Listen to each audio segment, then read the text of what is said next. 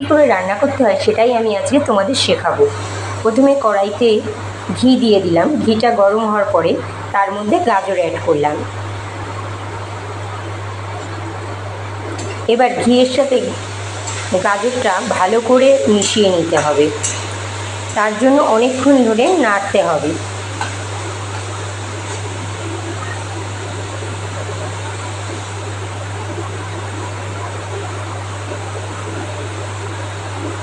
এবার আমি এর মধ্যে বিনস অ্যাড করলাম।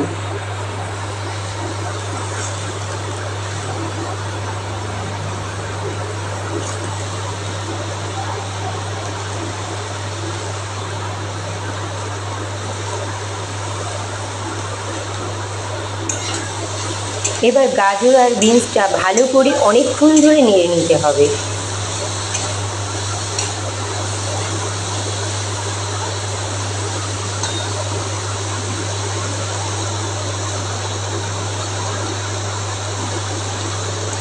গাজর আর বিনসটা তোমরা অনেকক্ষণ ধরে ভালো করে নেড়ে নেবে। এবার এর মধ্যে আমি পরিমাণ মতো লবণ অ্যাড করলাম। এবার আমি আরও ভালো করে নেড়ে নিচ্ছি।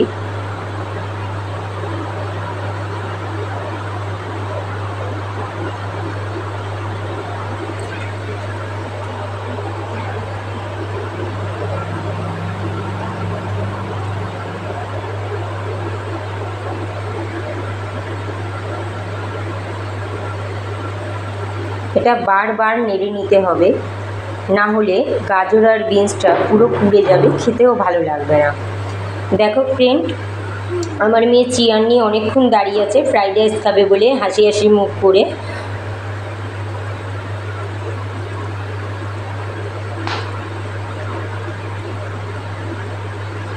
এবার আমি এর মধ্যে পরিমাণ মতো চিনি অ্যাড করলাম।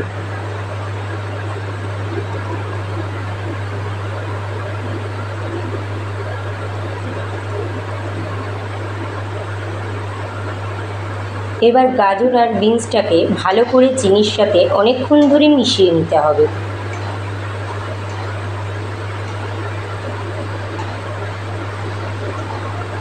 এর জন্য ক্রমাগত তোমাদের নেড়ে যেতে হবে।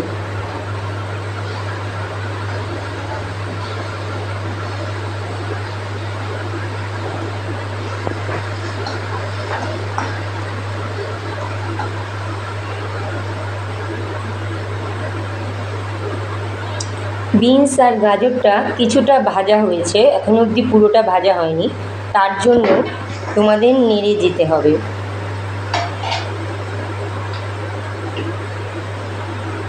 অনেকক্ষণ ধরে।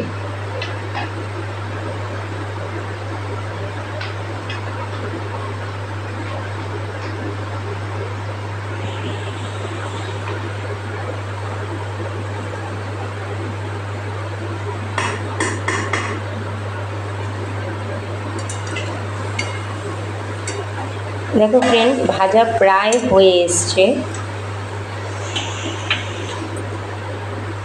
এবার ভাজাটা পুরোপুরি হয়ে গেছে। এবার আমি এর মধ্যে পরিমাণ মতো রাইস অ্যাড করলাম। এবার রাইসটা বিনস এবং গাজরের সাথে ভালো করে মিশিয়ে নিতে হবে।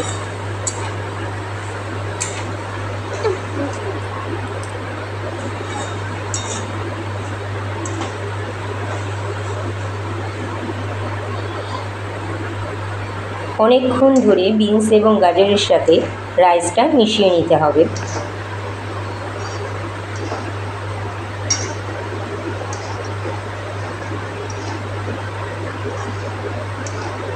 এর জন্য ভালো করে নাড়তে হবে।